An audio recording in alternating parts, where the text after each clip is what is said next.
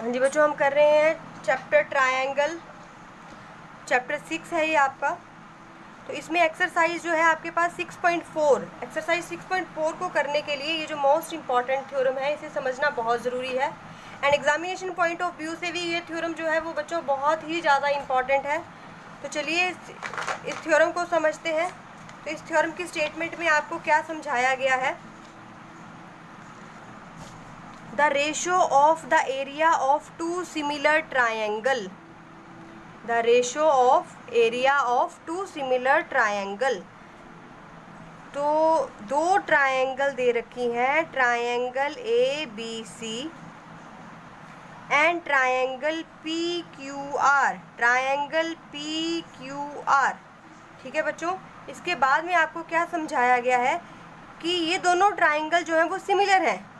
Given में जो दे रखा है वो मैं जरा इकट्ठा करती चलती हूँ।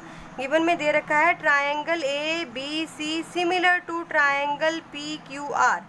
The ratio of the area of two similar triangle, दो सिमिलर ट्रायंगल दे रखी हैं। ठीक है, इसके बाद टू प्रूव, क्या मैंने प्रूव करना है, द रेशो ऑफ एरिया, तो इनके एरियाज की ratio, area of triangle A B C upon area of triangle P Q R. अभी मैं फर्स्ट सेंटेंस ही बार बार रीड कर रही हूँ कि फर्स्ट सेंटेंस में हमारे पास क्या था। तो इतना सा मुझे गिवन था। फर्स्ट सेंटेंस में एक तो बात करी गई थी the ratio of the area, तो मैंने एरिया ले लिया दोनों ट्रायंगल का, और दूसरा मुझे बोला गया था कि दोनों ट्रायंगल क्या हैं, सिमिलर। अब इसमें इसके आगे बोल रहे हैं कि the ratio of the area is equal to the ratio of the square of their corresponding side. तो जो एरिया की रेशो है ये किसके इक्वल है, स्क्वायर, किसका स्क्वायर, कॉरस्पॉन्डिंग साइड की रेशो का स्क्वायर। तो ये कॉरस्पॉन्डिंग साइड क्या है, A B upon P Q, मतलब A B square upon P Q square के इक्वल है। बी सी के corresponding Q R, B C square Q R square. And A C के कॉरस्पॉन्डिंग क्या है बच्चों, A C square upon P R square. ठीक है, तो ये हमने टू प्रूव करना है। तो इसके पहले जरा कंस्ट्रक्शन पे आ जाते हैं। मुझे क्या कंस्ट्रक्शन करने की ज़रूरत है और क्यों ज़रूरत है बच्चों। तो कंस्ट्रक्शन में देखिए कि मुझे एरिया निकालना है ट्रायंगल ए बी सी का। तो ये एक एक्यूट एंगल ट्रायंगल है, और मैंने आपको एक बार पहले समझाया था कि जो एक्यूट एंगल ट्रायंगल होती है इस केस में, जैसे एरिया का फॉर्मूला मेरे पास 1/2 बेस मल्टीप्लाई हाइट होता है बच्चों, तो इसमें हाइट तो है ही नहीं। एंड एक्यूट एंगल के केस में जो आपकी हाइट आती है वो इनसाइड द ट्रायंगल आती है, then A D is height. और इसी तरह से मैं यहाँ पर एक और परपेंडिकुलर पी एम ड्रॉ कर लूँगी। तो ये मेरी कंस्ट्रक्शन है। कंस्ट्रक्शन में मैंने क्या करा बच्चों, draw A D perpendicular to B C and P M perpendicular to Q R. ठीक है, ये दो स्टेप करे मैंने। इसके बाद कंस्ट्रक्शन के बाद देखिए, कंस्ट्रक्शन के बाद प्रूफ चलेगा।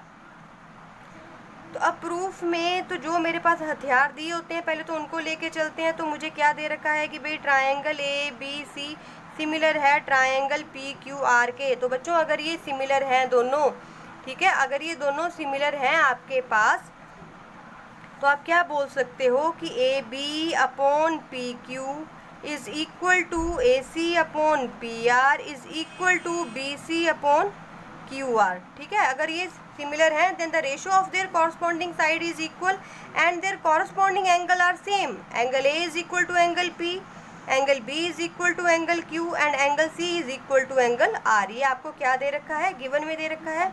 चलिए अब जो भी प्रूफ में हमें आगे प्रोसीड करना होता है वो हमें ये देखना है कि हमें क्या फाइंड आउट करना है। तो टू प्रूफ की ओर देखते हैं। तो टू प्रूफ में जरा मैं इसकी लेफ्ट हैंड साइड में नज़र दौड़ा रही हूँ। तो यहाँ पर एरिया निकालना है ट्रायंगल ए बी सी का और एरिया निकालना है ट्रायंगल पी क्यू आर का, और उनकी फिर रेशो चाहिए। तो देखिए area of triangle A B C का निकाल लेते हैं। तो area of triangle A B C हमारे पास क्या आ जाएगा, 1/2 बेस मल्टीप्लाई हाइट। तो बच्चों बेस बी सी है और हाइट कितनी है, ए डी। इसके बाद area of triangle P Q are नज़र आ रहा है मुझे अपनी लेफ्ट हैंड साइड में, जो मैंने टू प्रूव करना है। तो इसका फॉर्मूला क्या है, 1/2 बेस मल्टीप्लाई हाइट। तो बच्चों फिर देखिए इसके बाद इनकी रेशो निकालनी है, तो अगर मैं इसे इक्वेशन 1 मान लूँगी, इसे इक्वेशन 2 मान लूँगी, फिर मैं इनको डिवाइड कर दूँगी, ठीक है। हाफ से हाफ कट जाएगा, तो ये आपके पास किसके इक्वल आ जाएगा, BC multiply AD and QR multiply PM। तो इसके बाद बात कुछ ऐसी है कि देखिए ये ट्राइंगल ABC और रेशो PQR आ गई मेरी लेफ्ट हैंड साइड में, और यहाँ पर BCQR आ रहा है। तो जिसके इक्वल मैंने प्रूव करना है वहाँ एक जगह मुझे BC और QR मिल गया। तो बच्चों ये तो BC स्क्वायर है और QR स्क्वायर है, इसका मतलब ये AD अपॉन PM मेरे किसी भी काम के नहीं हैं। अगर AD अपॉन PM की जगह मेरे पास क्या आ जाए, अगर AD अपॉन PM की जगह मेरे पास आ जाए BC अपॉन QR आ जाए, तब जो है वो मेरी बात जो है वो बन सकती है, ठीक है। तो मैं कैसे करूँगी हाँ जी, तो यहाँ से AD अपॉन PM जो है वो मेरे किसी काम का नहीं है, इसकी जगह मुझे BC और QR चाहिए। तो मैं अब अपनी फिगर की तरफ जाऊँ तो AD और PM की जगह मुझे BC और QR चाहिए। तो AD और PM किस ट्राइंगल में आ रहा है, ज़रा मैं उसे थोड़ा सा शेड कर लेती हूँ ताकि आपको क्लियर हो जाए।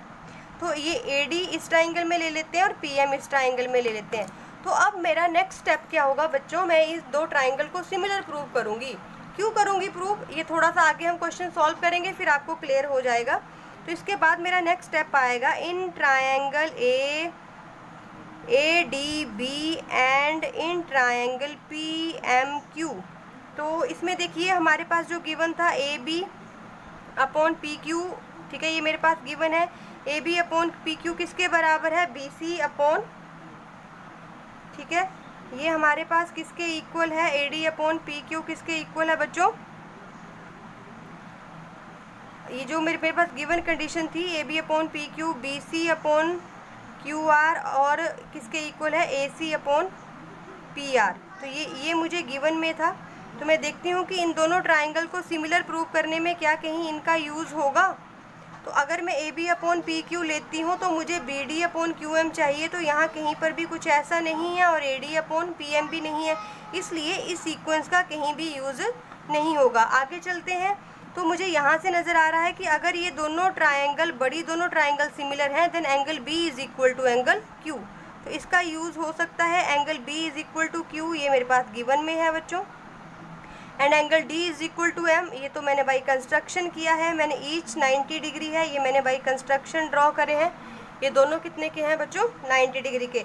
Then according to AA similarity rule, these two triangles are similar, ठीक है। अब मैं बोल सकती हूँ कि ये दोनों ट्राइंगल क्या हैं, सिमिलर।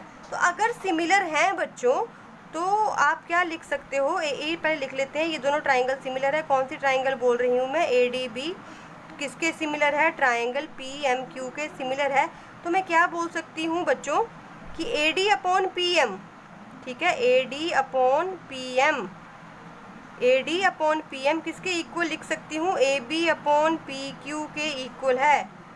पर देखिए मुझे क्या चाहिए था, AD अपॉन PM किसके इक्वल चाहिए था बच्चों, BC अपॉन QR के इक्वल चाहिए था, पर ये किसके इक्वल आ गया, मुझे चाहिए तो BC अपॉन QR था, बट AD अपॉन PM किसके इक्वल आ गया, AB अपॉन PQ के इक्वल आ गया। तो आगे देखिए, आगे जो गिवन है कि AB अपॉन PQ, जो मैं गिवन कंडीशन लेके चली थी, AB upon PQ BC upon QR के बराबर होता है।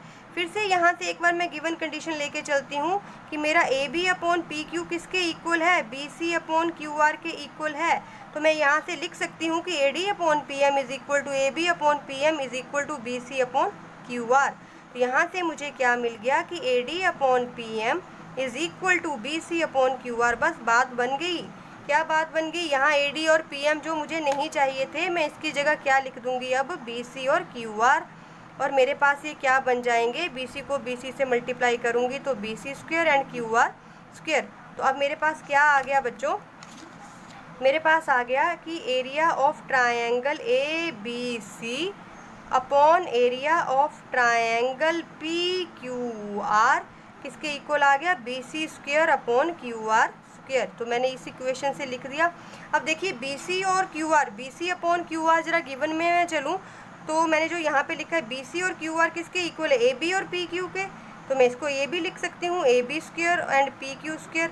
और ए बी पी क्यू जो है, सॉरी यहाँ से चलूँ, बी सी और Q R A B P Q के इक्वल है और A B P Q A C और पी आर के इक्वल है, तो मैं इसे यहाँ से ए सी स्क्वायर और पी आर स्क्वायर भी लिख सकती हूँ। Hence proved. यही मुझे क्या करना था, प्रूव करना था। तो ये जो है एक बार ज़रा इसे भी देख लेते हैं, जो मैंने आपके लिए नोट्स बनाए हैं। ये तो मैंने आपको पूरा सॉल्व करके बता दिया, तो नोट्स में भी ज़रा देख लीजिए। सबसे पहले ट्राइंगल ए बी सी और डी ई एफ दे रखी थी, दोनों मेरे पास सिमिलर दे रखी थी। इसके बाद area of A B C upon D E F जो है था A B square upon D E square, B C square upon E F square and A C square upon D F square के equal मुझे prove करना था।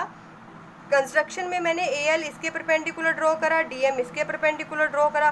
Proof में मैंने जो मुझे गिवन कंडीशन थी उसके अकॉर्डिंग बता दिया कि इनके कॉरस्पॉन्डिंग एंगल इक्वल है, ए डी के इक्वल है, बी ई के इक्वल है, सी एफ के इक्वल है और इनकी साइड की रेशो भी इक्वल है, ये मैंने बता दिया।